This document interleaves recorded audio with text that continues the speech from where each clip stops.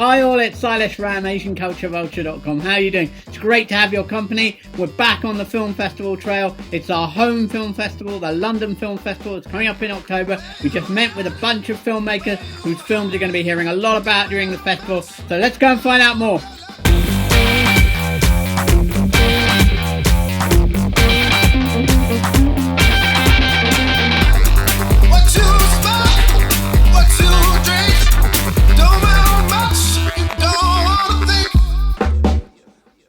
Time चाहिए सोचने के लिए किसको चाय पे बुलाया? वही तो बोल रहा था रामू, काम पे एक आदमी जो इधर ही रहता है वो और उसकी बीवी ने बीच पे बुलाया, मैं मना नहीं कर पाया, हाँ बोला, चोर डाला, सॉरी। उसकी बीवी कौन? एक मिनट, नाम भूल गया, मुझसे नहीं हो पाएगा, बस बहुत हो गया। संभाल अपने आप को।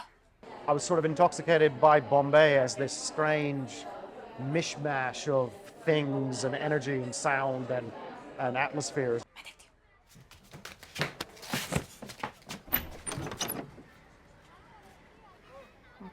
Namaste. Hi everyone, I'm with Karan Kandhari, who's the writer-director behind Sister Midnight, which will have its screening at the London Film Festival after Cannes.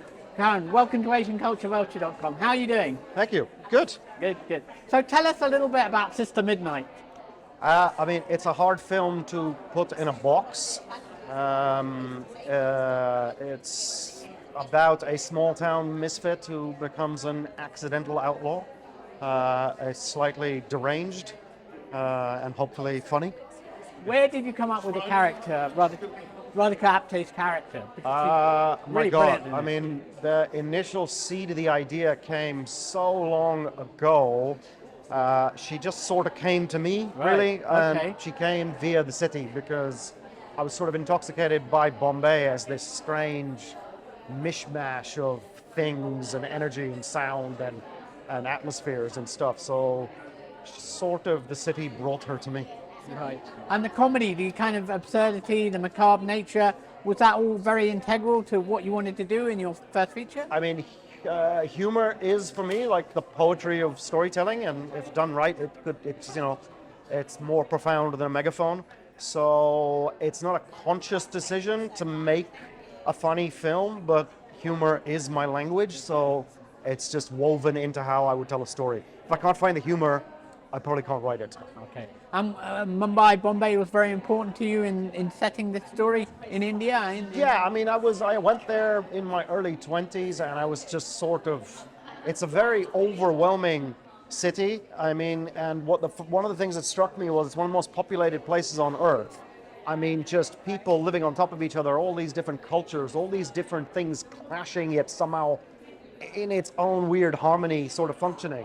But then past midnight, it's like a ghost town. And so something about the sort of contrast of there was the first thing that sort of sucked me in. I mean, you know, there's not to say it's as good as any of these films, but you know, Taxi Driver is about New York or American Gigolo is about LA. I wanted to kind of do something that gave the city's character as a kind of very present backdrop. I mean, her journey is very quite radical in some ways, and did you want to make a comment on like arranged marriage and that sort of thing?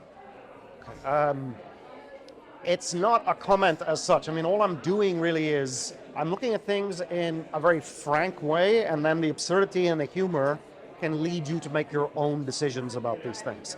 So it's about this ill-equipped person, that ill-equipped person, who are in a relationship on this street, in that city. And obviously it's got the cultural backdrop of what it is, but I'm not there to make a film with a message. If you draw that out of the tension that comes in the film through the humor, by all means. And did you always have Radhika Apte in mind to play the part? So when we were trying to make it a few years ago, and I looked at tons of tapes of actors, and I just couldn't find anyone. I was getting to the point where I was like, well, if I can't find anyone, I don't know what to do. And then somebody said, well, check out this actor. And I saw a clip from one of her films, and just based on that one clip, I was like, oh my God, okay, so I have to meet her. I sent her a script, and I was nervous that she'd say no, and I probably wouldn't have made the film because I literally couldn't have seen anyone else doing it. And we met, and very quickly she was just like, yes, I want to do it. And then working with her was an absolute joy. It was like going to work with the best imaginary friend you could hope for, and she brought this character that I'd lived with for so long to life, even greater than how I imagined it. So tell us about how you brought this film to the screen, you know, in terms of getting the funding and the script writing and all that. It took about 10 years to get made. It's a very long slog of a story.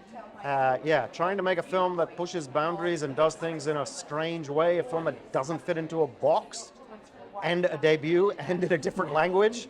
It's a sort of infernal journey, but somehow we managed it, and you know, it was such a kind of joy that it premiered at Cannes and Directors Fortnight. Yeah, fantastic.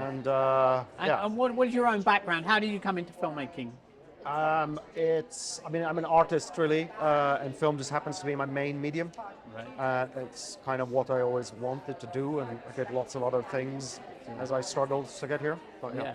And how does it feel to bring it to London? This is you grew up in London? I've been here for most of my adult life, so yeah, I consider it home. So that's a really great feeling, and especially here at BFI South Bank, which I still would call the National Film Theatre because I'm old. And you know, having come here when I was studying film and art school, and seeing all these films that sort of had a massive impact on me, it's kind of a nice circle to come back here. And, sure. Yeah. And then how did you feel about the reaction to the film in Cannes?